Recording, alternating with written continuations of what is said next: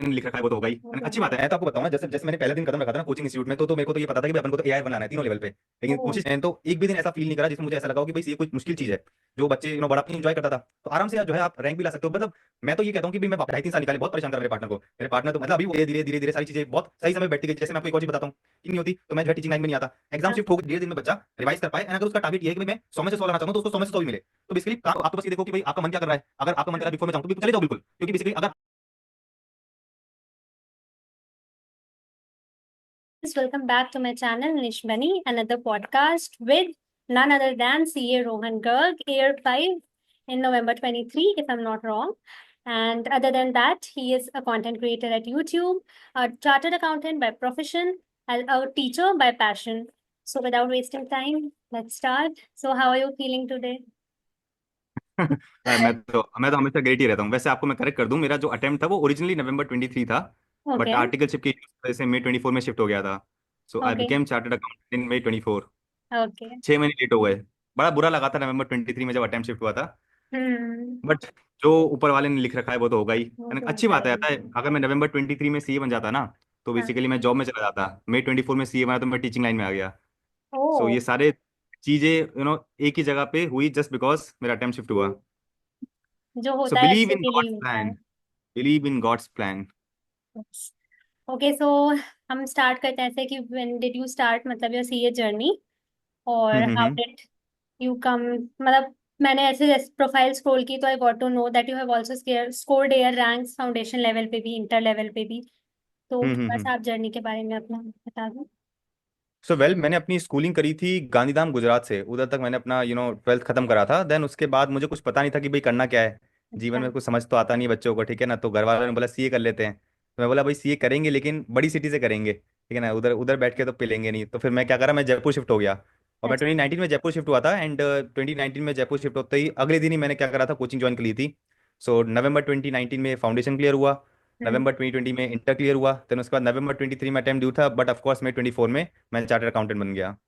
सो ये short short journey है। इसके बीच में ऑफकोर्स बहुत सारी चीज़ें हुई। कोरोना एक बहुत बड़ी चीज़ हुई थी जिसके अंदर पूरा सा सेक्लूशन या आइसोलेशन सा मिल गया था। बट ठीक हाँ। है, ये मोटा मोटा एक ओवरऑल जर्नी है जिसके अंदर ऑलमोस्ट कितने साल हो गए, 3 4 साल हो गए, 4 5 साल हो गए ना, चार हाँ, पाँच साल में आप पाँच सीए बन साल जाते हो। Okay, right. तो मतलब ये एयर रैंक लाने वाली चीज आपको फाउंडेशन से ही थी, क्योंकि फाउंडेशन में भी आपकी एयर रैंक है, इंटर में भी एयर रैंक है, और फिर फाइनल में तो है ही, तो ये शुरू से नहीं नहीं, मतलब मैं माइंडसेट ही था। नहीं मैं तो आपको बताऊं ना, जैसे जैसे मैंने पहले दिन कदम रखा था ना कोचिंग इंस्टीट्यूट में, तो मेरे को तो ये पता था कि भाई अपन को तो एआई वन लाना है तीनों लेवल पे। ओ। लेकिन कोशिश करी थी एआई वन लाने की, लेकिन अटकते गए, पहले 19 आया, फिर 27 आया, फिर आखिरी में जाके 5 आ ही गया। अच्छा। सो मेरे को तो अभी भी ऐसा लगता है कि जो ये सीए कोर्स है ना, बहुत आसान है। बहुत आसान का मतलब ये, तो मैंने तो एक भी दिन ऐसा फील नहीं करा जिसमें मुझे ऐसा लगा हो कि भाई सीए कोई मुश्किल चीज है।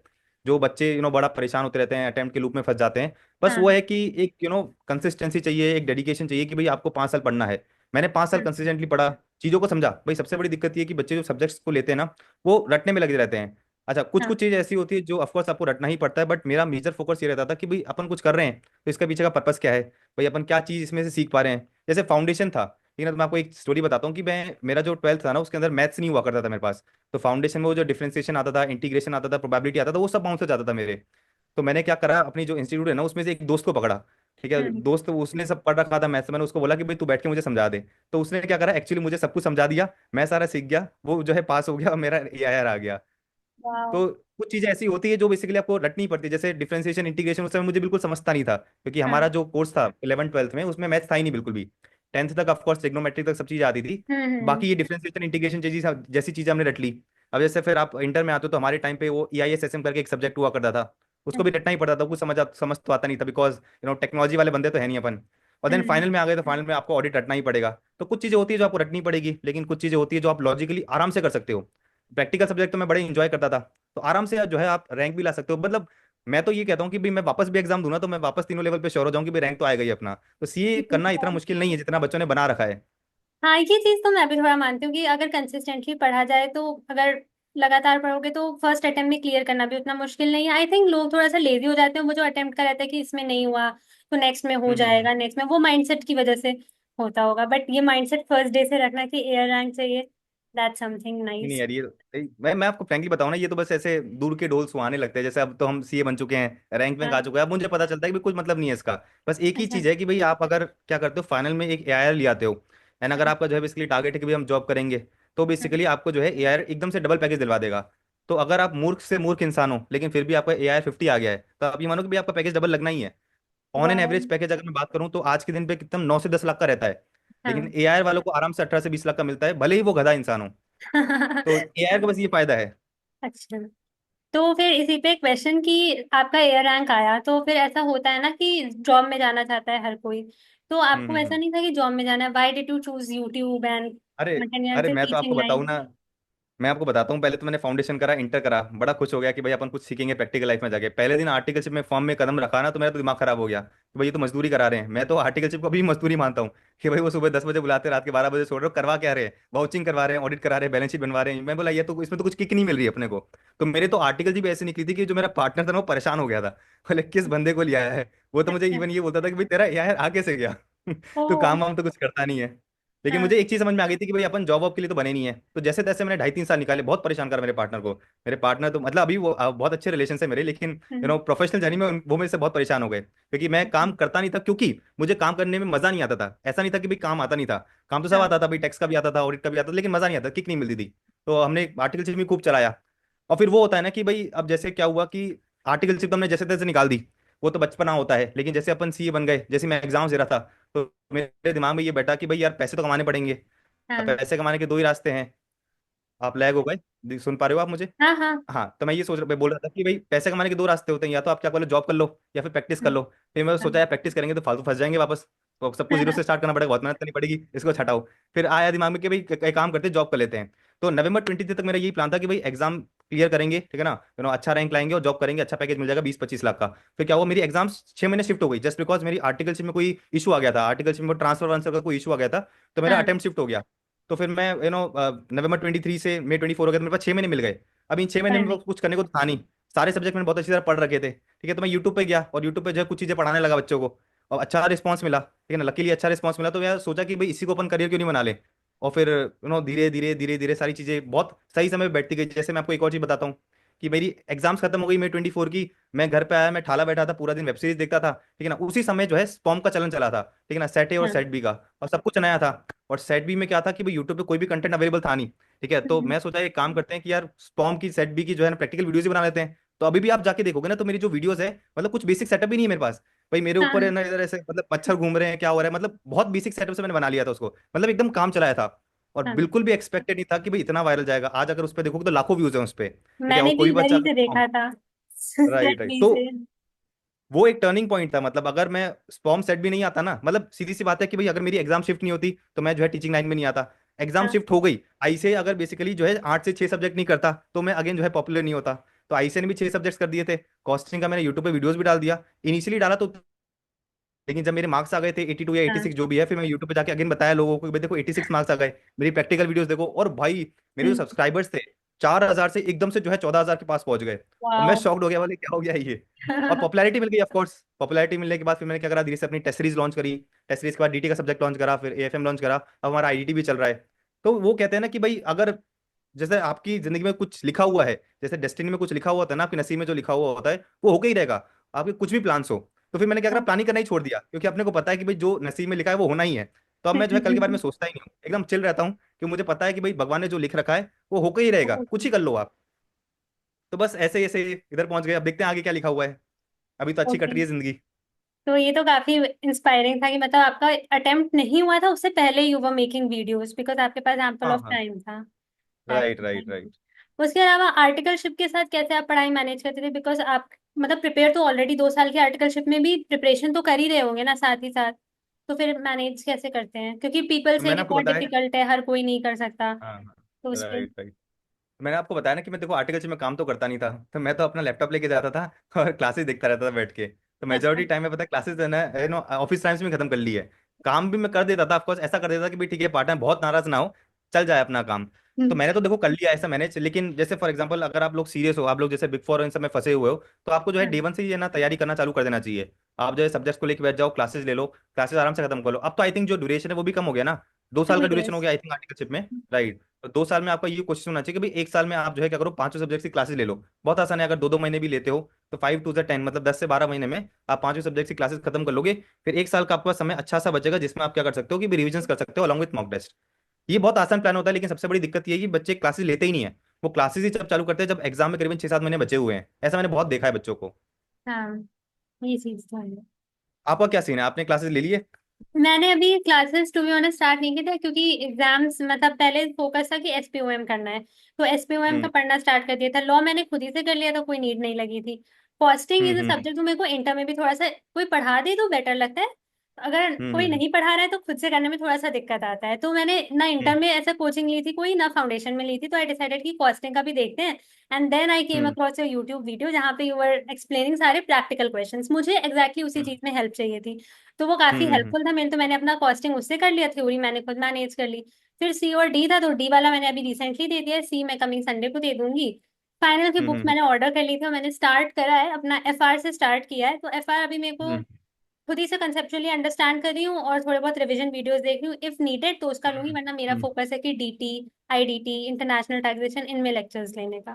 अच्छा अच्छा, गॉट, मतलब आप सेल्फ स्टडी करने की सोच रहे हो ऐसा? हाँ, फॉर सम सब्जेक्ट्स जो मुझे मैनेजेबल लग रहा है उसके लिए। Got it got it got it. So, if you would like to share something about your RG Learning Hub and your courses related to that, how did RG the learning idea come up?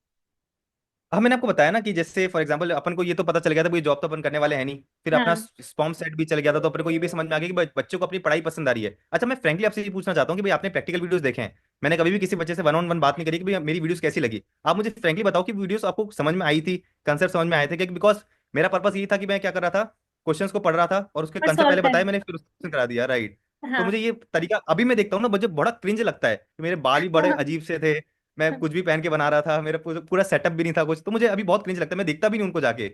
अभी अगर आप मेरे देखोगे videos तो बहुत professional हो गए हैं। हाँ, काफी पहले तो बस बेटर ऐसे है, ही था। हाँ। नहीं, राइट, तो बट आई मुझे आप थिंक ये कि बताओ कि भाई। It's not about the setup and everything, क्योंकि जब मैंने भी ऐसे स्क्रॉल करते करते बहुत सारे लोगों का उसमें आ रहा था, एसपीएम सेट भी।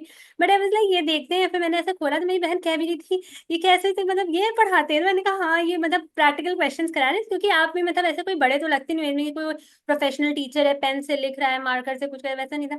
बट मेरे हिसाब से फोकस पढ़ाई और कॉन्सेप्ट क्लियरिंग पे होता है। तो अगर कोई थोड़ा सा भी थियोरिटिकल पढ़ा हुआ है या कुछ कॉन्सेप्ट दिमाग में है, हम्म तो जो समझा रहे थे हम्म वो it was easy to track. और बेस्ट थिंग थी कि ऐसा कोई क्वेश्चन नहीं था जो छोड़ दिया हो, सारे ही हम्म क्वेश्चंस कवर्ड थे।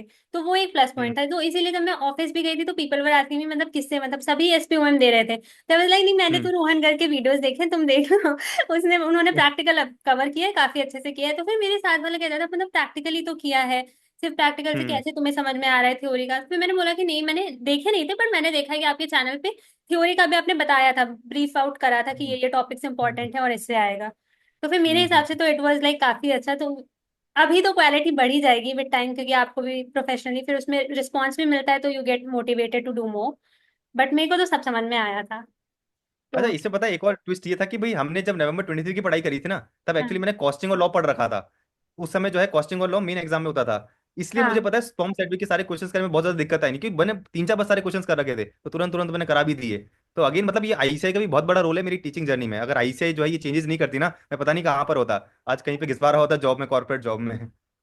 तो इसी से एक क्वेश्चन है, मतलब कि जो ये एसपीओएम का कॉन्सेप्ट आया या उससे पहले भी, मतलब जैसे हम्म यू आर टेलिंग कि आपने आईसीआई के सारे क्वेश्चंस कर रखे, तो वो तो पता चल रहा था, क्योंकि जब लेक्चर भी लो तो आपको पता है ये क्वेश्चन ऐसे होगा, ये क्वेश्चन इस पेज पे आंसर है, तुरंत उस पेज पे गए, वहां पे पूरा एक्सप्लेन कर दिया। तो ये थोड़ा सा बच्चों में होता है कि कौन से मटीरियल को रेफर करें, क्लैरिटी नहीं होती कि हम्म किस फैकल्टी को लेना है। जैसे अभी रिसेंट में किसी से बात की थी, तो उसने बताया कि उसका इंटर का एक अटेम्प्ट लग गया, क्योंकि उसने किसी और फैकल्टी हम्म से लिया था।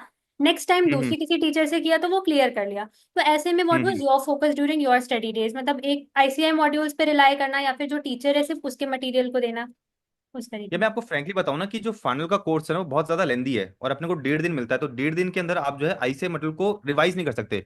देयरफॉर हाँ, आपको कुछ ना कुछ ऐसा चाहिए जो आईसीआई मटेरियल का बेस है, और आईसीआई मटेरियल ही है लेकिन कंप्राइज फॉर्म में है। जैसे फॉर एग्जांपल मेरे पास डीटी आईडीटी और एफएम के बैचेस है, तो हमने भी वही कर रखा है कि भाई कंप्लीट बेस आईसीआई मटेरियल का है, लेकिन हमने उसको इतना बना रखा है कि भाई 1.5 दिन में बच्चा रिवाइज कर पाए। एंड अगर उसका टारगेट ये है कि भाई मैं 100 में से 100 लाना चाहता हूँ, तो उसको 100 में से 100 भी मिले। तो बेसिकली काम यही होना चाहिए कि भाई आप क्या करो, समराइज कर दो चीजों को। अगर आप आईसीआई मटेरियल पढ़ने बैठ जाओगे, ठीक है ना, तो जैसे डीटी हो गया, आईडीटी हो गया, एफआर हो गया, एएफएम हो गया, ये आप जो है एलडीआर में रिवाइज नहीं कर पाओगे। ऑडिट तो चलो ठीक है, फिर भी अपन पढ़ सकते हैं एक बार को, क्योंकि ऑडिट का जो लैंग्वेज होता है वो अपने को आईसीएमएट की तरह ही रखना होता है। तो बेसिकली हाँ आपका जो टीचर का जिस भी टीचर से आपने क्लास ली है, आप तो क्या करो, उसके उनके जो कंसेप्ट बुक होता है और एक क्वेश्चन बैंक होता है। तो कंसेप्ट बुक को तो बहुत अच्छी तरह समझ लो, समझने के बाद सारे कंसेप्ट आपके दिमाग में होने चाहिए, और क्वेश्चंस को जो है एक दो बार सॉल्व कर लो एग्जाम से पहले। बस इतना कर लोगे तो आपका पर्पस सॉल्व हो जाएगा। हाँ। नहीं, बच्चों को बहुत डाउट रहता है ना कि इसकी भी बुक पढ़ो तो फिर ये वाला मटेरियल ना छूट जाए, या वो सारी चीजें रहती हैं। देखो वो तो देखो आपको डिपेंड करता है कि भाई आपने जिस भी टीचर से क्लास ली है वो टीचर आपके पर्सपेक्टिव से कितना रिलायबल है, क्या उसने सब कुछ कवर कर रखा है कि नहीं कर रखा है। अगर आपको लगता है कि भाई उसने सब कुछ कवर कर रखा है तो बस उस पर फोकस करो, फिर इधर उधर कहीं घूमने की जरूरत नहीं है। Basically stick to one thing, जो बुक स्टार्ट से यूज तो करिए फिर उसी पे मैं स्टिक आपको करो। फ्रैंकली बताऊं कि भाई कोई भी टीचर ऐसा नहीं है आज के दिन पे जो बेसिकली आईसीए मटेरियल का कंटेंट छोड़ता होगा। क्यों नहीं छोड़ता होगा? क्योंकि बेसिकली उसको पता है आईसीए मटेरियल में ये चीजें हैं, तो वो क्यों नहीं डालेगा अपने बुक में। तो जो भी टीचर पढ़ाता है वो कंसेप्ट में तो सब कुछ कवर करता है, बस डिफरेंस क्या होता है कि भाई वो पढ़ा किस तरह से रहा है। तो अपन को ये बिल्कुल भी डाउट करने की जरूरत नहीं कि भाई जिस भी टीचर से हमने क्लास ली क्या भी उसने सब कुछ कवर करा हो कि नहीं करा होगा। कवर सब करते हैं, बस डिलीवरी का तरीका अलग होता है। ओके, इसी से तो क्वेश्चन बिंदास आता है। लो। हाँ हाँ हाँ। बताओ बताओ। तो आर्टिकलशिप में व्हेन यू स्टार्टेड, तो ये भी आर्टिकलशिप में भी बहुत बड़ा डाउट होता है बच्चों को कि मुझे बिग फोर्स में जाना है या फिर मिड साइज में जाना है। हम्म। तो आपके टाइम पे भी ये क्रेज रहा ही होगा, लोग बिग फोर्स जाते ही होंगे। तो why did you not go for big force, या क्योंकि आपको बाद में हाँ। ऐसा था कि जॉब करनी है, तो फिर फर्स्ट हम्म। स्टेज पे क्यों नहीं बिग फोर में अच्छा ट्राई मैं आपको किया? फ्रैंकली बताता हूँ हुआ क्या था कि भाई 2002 में मेरा बर्थ हुआ था, तो मेरे पेरेंट्स का डिवोर्स हो गया था, राइट। तो मैं और मेरी मदर अकेले रहते हैं अभी भी। तो हाँ मैं और मेरी मदर जयपुर में रहते हैं। अच्छा मैं अपने दोस्तों को देखता था कि भाई बिग फोर में जा रहे हैं, अपने को देखो बिग फोर भी नहीं पता, अपने को मिड साइज फर्म भी नहीं पता, अपने को तो ये दिखता है कि भाई पैसा कहाँ ज्यादा मिल रहा है, ठीक है ना। तो इधर अपने को पता था कि भाई 2,000 मिलेंगे, बिग फोर में लगता था कि भाई 14-15 हज़ार मिलेंगे। तो दोस्त सब बिग फोर में जा रहे थे, तो मेरे को भी ये बहुत मन करा कि भाई बिग फोर में जाऊं। मैंने जैक्स वैक्स लगवा के सब कुछ करा दिया, मेरा जो है बेसिकली गुड़गांव में इंटरनल ऑडिट में हो भी गया था। लेकिन मैं बस जा इसलिए नहीं पाया क्योंकि बेसिकली मेरी मदर इधर अकेली रह जाती, क्योंकि मैं मम्मी को अपने साथ उधर शिफ्ट नहीं कर सकता था और मम्मी को अकेले हाँ छोड़ के भी जा नहीं सकता था। तो फिर मैंने ये चीज़ छोड़ दी, बोले ठीक है यार, क्या क्या फर्क पड़ता है, देख लेंगे। अभी अपन जयपुर में रहते हैं, मम्मी के साथ रहते हैं, मजे करते हैं। और आर्टिकलशिप तो देखो करनी होती है, काम हमने भी सीख लिया। तो काम तो देखो सब जगह हर जगह वही होता है। बिग फोर में एडवांटेज ये होता है कि भाई अगर आपको फ्यूचर में जॉब करनी हो तो बेसिकली थोड़े रेफरेंसेस आपको अच्छे बन जाते हैं।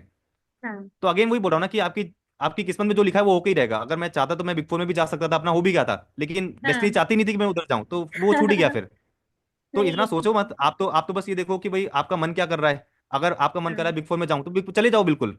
क्योंकि बेसिकली अगर आपका जाना नहीं लिखा होगा ना तो कैसे ना कैसे आप वापस उधर ही आ जाओगे, और अगर आपका डेस्टिनी हाँ में जाना लिखा होगा तो पहुंच ही जाओगे उधर। तो इतना हाँ टेंशन लेने वाली बात नहीं है कि भाई अपन इधर ही अटक गए, मेरा फ्रेंड जो है बिग फोर में चला गया, कुछ फर्क नहीं पड़ता उससे। अल्टीमेटली सब सीए बनेंगे, और डिपेंड करता है कि भाई आपको कितनी नॉलेज है।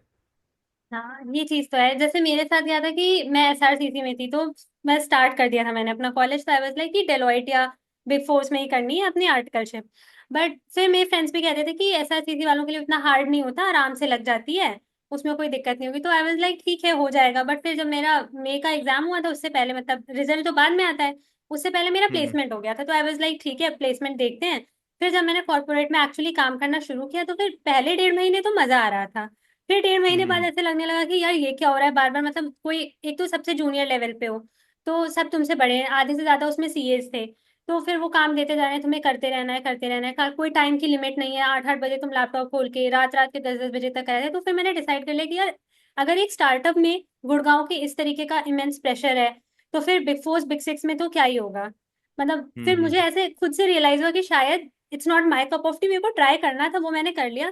फिर आई डिसाइडेड कि हम्म नहीं, अपन को मिड साइज करना है, सारी चीजों का एक्सपोजर भी चाहिए। तो I decided to go hmm for a mid size. तो फिर उसमें मुझे बहुत सारे लोगों ने ऐसे क्वेश्चन किया कि why did you go hmm for a mid size, मतलब एसआरसीसी से हम्म होकर गुड़गांव के, why did you settle for, वो भी लखनऊ में ही मिड साइज भी क्यों लिया। तो फिर मुझे ऐसा लगता था हम्म कि कहीं मैं गलत तो नहीं कर रही हूँ, मैंने गलत तो हम्म। नहीं ले लिया। बट अगेन आई थिंक कि जो होता है अच्छे के लिए होता है, हो सकता है लिखा ही यही था। अरे बेस्ट बेस्ट जो भी हुआ है सब बेस्ट के लिए ही हुआ है, टेंशन मत लो, मैं जीता जाता एग्जाम्पल हूँ। हाँ वो तो है।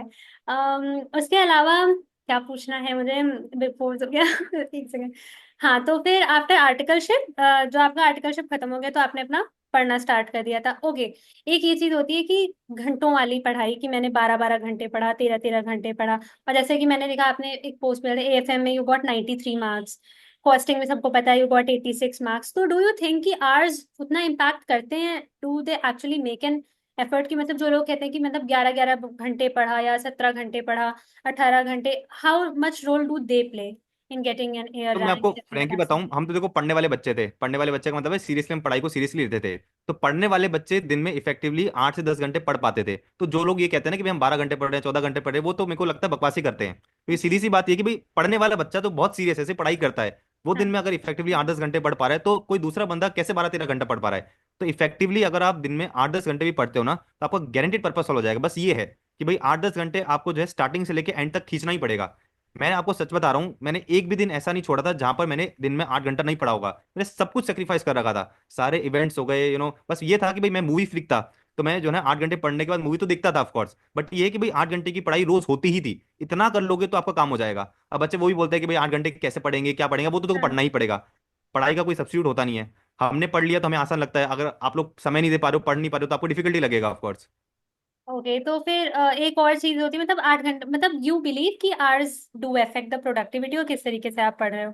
And what about those people जो ऐसे करते हैं कि मतलब आर्टिकलशिप हो गई, अब 3 महीने में पढ़ लिया, सिर्फ 3 महीने पढ़ के भी क्लियर कर सकते हो, उस तरीके का भी there is a lot of thing ना ऐसे मार्केट में, कि 3 महीने पढ़ लोगे तो हो जाएगा, ये लेक्चर देख लो। What do want to say about that? अब देखो मैं बता रहा हूँ, वो उनकी किस्मत है भाई। हम तो ऐसा भी होता है कि भाई जो जो 3-3 साल से पढ़ रहा है वो भी क्लियर नहीं हो पाता, कोई कोई होता है जो 3 महीने पढ़ के भी क्लियर कर देता है। बट देखो ये है कि भाई 3-4 महीने पढ़ के आप बहुत अच्छा रिजल्ट नहीं ला सकते।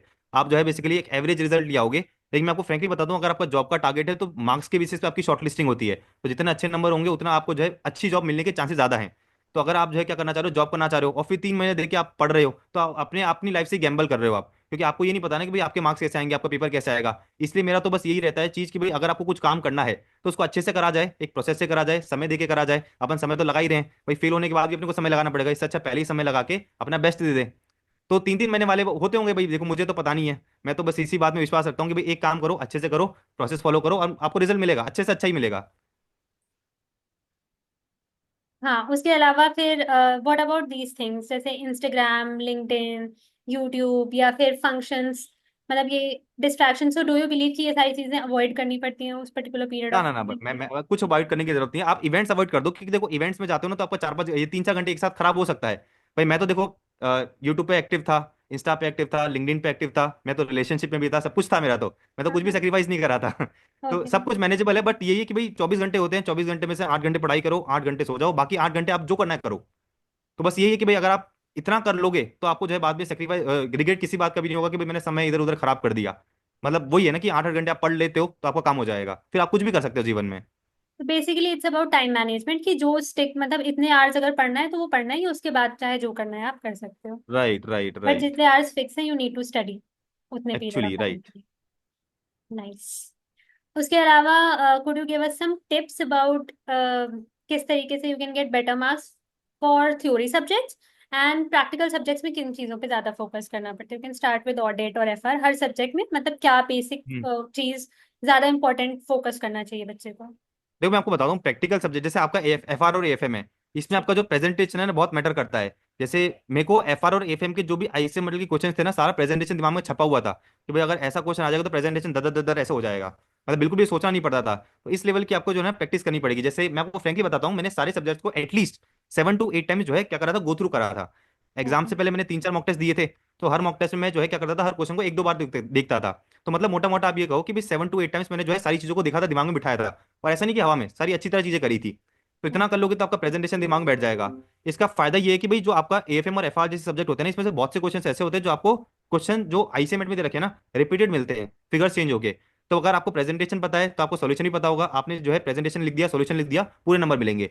रही बात जो क्वेश्चंस डिफरेंट आ जाते हैं, वो डिपेंड करता है कि भाई आपने कंसेप्ट कितनी अच्छी तरह समझ रखा है। तो प्रैक्टिकल देखा जाए तो एफआर और एएफएम में आपके जो कंसेप्ट्स हैं वो आपको पता होने चाहिए। अब जैसे एएफएम बताऊं ना मैं, तो एएफएम तो फॉर्मुला वाला खेल है भाई, आपको पता होना चाहिए भी कौन सी जगह पे कौन सा फॉर्मुला लग रहा है, फॉर्मुला लगाओ, छोटे से में आपका आंसर मिल जाएगा, पूरे नंबर मिलेंगे। तो जैसे एफआर में इंडेक्सेस को अच्छे से समझ लो, रटना नहीं है अपने को। मैं तो देखो कंसोलिडेशन वाली चीजें भी थी ना, बहुत डेप्थ में जाके समझता था।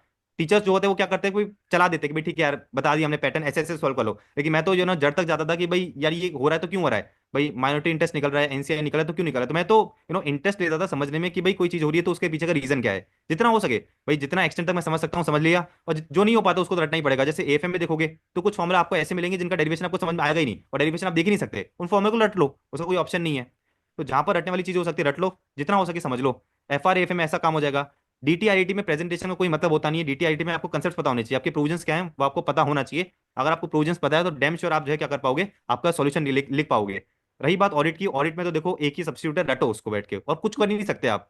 तो ऑडिट को तो मैं रोज क्या करता था, आधा घंटा 1 घंटा बैठ के एग्जाम तक रोज रिवाइज करता ही रहता था। जब जाके मेरे ऑडिट में जो है 76 समथिंग नंबर आए थे, 76 77। ठीक है। तो ऑडिट में तो बस यही है कि भाई आपको क्या करना पड़ेगा, समझ समझ के चीजों को रटना पड़ेगा, जो चीजें नहीं समझ में आई उसके निमोनिक्स बना के रट लो। बस यही है, प्रैक्टिकल में आपको जो है बेसिकली समझ Right. नॉलेज मिल जाएगी, हाँ, थियरी में आपको रटना ही पड़ेगा। बिकॉज ऑडिट एक ऐसा सब्जेक्ट है जो मुझे लगता है इंटर पे भी बच्चों को प्रॉब्लम देता है, मुझे तो हुई थी प्रॉब्लम, एंड फिर फाइनल पे मोस्ट ऑफ द पीपल से कि ऑडिट की वजह से ही रह भी जाता है रिजल्ट। तो हम्म। इसके लिए आई वांटेड टू नो, मतलब ऑडिट में भी व्हाट डू यू बिलीव कि मतलब स्टैंडर्ड्स एक एक याद रखना, मतलब कोट करना एग्जाम में, how much is that helpful, her standard को मेंशन करना उस देखो तरीके जैसे से। ऐसे का क्वेश्चन मैं आपको बताता हूँ ना कि भाई अगर अभी तो आपने चालू करी नहीं पढ़ाई, आप चालू करोगे ना पढ़ाई तो आपको जो स्टैंडर्ड्स है ना उनके नाम तो ऐसे ही दिमाग में छप जाएंगे, नंबर और नाम। तो अगर आपने नंबर और नाम लिख दिया तो उसका 1 नंबर आपको मिल ही जाता है। अब रही बात अंदर कंटेंट की, तो आप जो है मेरी ऑडिट की सर्टिफाइड कॉपी देखना, मैंने जो है अपने चैनल पे डाल रखी है। आपको ये ओके। पता चलेगा कि भाई अगर आप क्रिस्प कंटेंट लिखते हो, टू द पॉइंट लिखते हो, तो आपको पूरे नंबर मिलेंगे। मैं बहुत से बच्चों को देखता हूँ 2 2 पेज भर के आ जाते हैं, लेकिन मेरा जो एक भी आंसर है ना वो एक पेज से ज्यादा का नहीं होगा। तो एक पेज ही मैं एक एक लाइन छोड़ के लिखता हूँ, तो बहुत अच्छी तरह नीट एंड क्लीन प्रेजेंटेशन रखो, टू द पॉइंट लिखो, मार्क्स मिल जाएंगे। तो ऐसा नहीं है कि भाई अपने को सब कुछ याद करना है, रेलेवेंट हाँ। कंटेंट याद रखो, कीवर्ड्स याद रखो, उनको लिख के आ जाओ, पूरे नंबर मिल जाएंगे। अब सबसे बड़ी दिक्कत वही है कि भाई लोग मेहनत नहीं करना चाहते, लोग पढ़ना नहीं चाहते, रटना नहीं चाहते बैठ के। भाई मैंने तो देखो, मेरे को पता है कि भाई मैंने 2 2 घंटे बैठ के एक एक चैप्टर को जो है रटा है। रटने का मतलब ये कि भाई पहले टॉपिक को पढ़ा, फिर उसको समझा, हाँ। निमोनिक्स बनाए, उस निमोनिक्स दिमाग में दोहराए कि भाई अगर एग्जाम में ये क्वेश्चन आ जाता है तो अपन किस तरह से लिखेंगे। तो रटना तो पड़ेगा, देखो मेहनत करनी ही पड़ती है, उसका कोई सब्स्टिट्यूट नहीं है। जो मेहनत करता है उसको रिजल्ट मिल जाता है, जो मेहनत नहीं करता वो लूप में फंसा रहता है, उसको तो कुछ कर ही नहीं सकते। Okay, so that was more of क्या क्या क्वेश्चंस पूछने थे, it was basically related to studies. And meeting का भी टाइम ओवर होने वाला है, but anyways thank you so much for coming to my channel because it means a lot to me. I know issues, admired no. You since जब मैंने costing के lectures लिए थे, then I kept recommending you to my friends, and hopefully I think that I am gonna take your DT and ITT lectures also. तो great great. if I don't know how to say, but thank you so much for coming. And I hope ki whatever tips you have given to us and the people who are gonna watch this video, they're going to benefit from it and सबके लिए ये beneficial होगा. Thank you so much. All the best, all the best, all the best. Thank you. Okay.